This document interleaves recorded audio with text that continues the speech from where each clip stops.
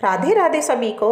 मैं आपको शीतला माता की या बांसोड़े की कहानी सुनाने जा रही हूँ। शीतला माता या बांसोड़े की पारंपरिक बहुत सी कथाएं हैं। उन्हीं कथाओं में से ये भी एक कथा है।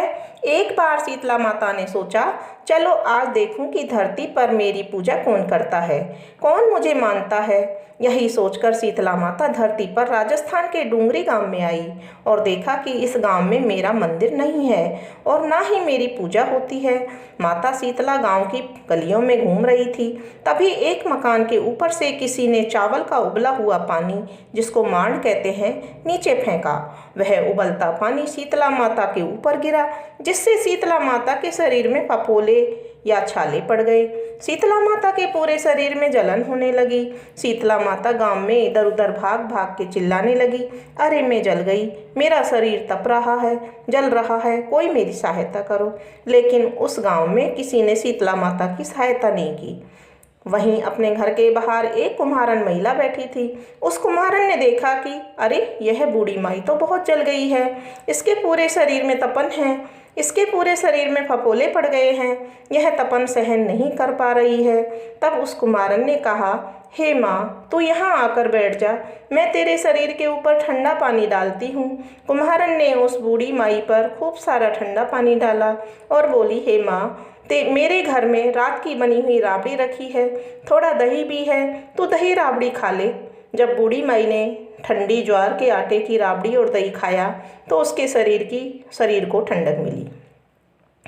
तब उस कुम्हारन ने कहा, आओ माँ, बैठ जाओ, तेरे सिर में बाल बहुत बिखरे हुए हैं, लाओ मैं तुम्हारी चोटी गूंथ देती हूँ। और कुम्हारन माई की चोटी गूंथने लगी और चोटी गूंथने हेतु कंघी बालों में करती रही। अचानक कुम्हारन की नज़र उस बूढ़ी माई के सिर के पीछे पड़ी तो कुम्हारन ने देखा कि एक आंख बालों के अंदर छुपी है। यह देखकर वह कुम्हारन डर के मारे घबराकर भागने लगी।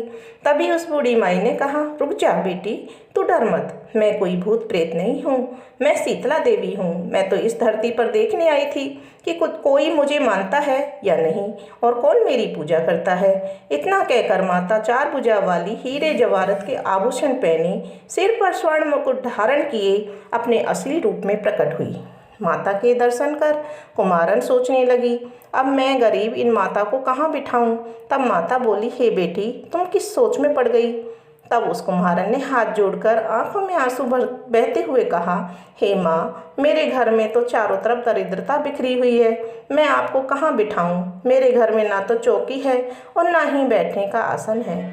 तब शीतला माता प्रसन्न होकर उस कुम्हारन के घर पर खड़े हुए गधे पर बैठकर एक हाथ में झाड़ू और दूसरे हाथ में डलिया लेकर उस कुम्हारन के घर की दरिद्रता को झाड़कर डलिया में भरकर फेंक दिया और उस कुम्हारन से कहा, हे बेटी, मैं तेरी सच्ची भक्ति से प्रसन्न हूँ, अब तुझे जो भी चाहिए मुझसे वरदान मांग ले। तब कुम्हारन ने हाथ जोड़कर कहा, हे माता, मेरी इच्छा है कि अब आप इसी डूंगरी गांव में स्थापित होकर यहीं निवास करें और जिस प्रकार आपने मेरे घर की दरिद्रता को अपनी झाड़ू से साफ किया है, ऐसे ही आपको जो भी भक्त होली के बाद सप्तमी को भक्ति भाव से पूजा कर अष्टमी के दिन आपको ठंडा जल, दही व बासी ठंडा भोजन चढ़ाए, उसकी घर की दरिद्रता को दूर करना एवं आपकी पूजा करने वाली महिला का अखंड सुहाग देना, उसकी गोद हमेशा भरी रखना।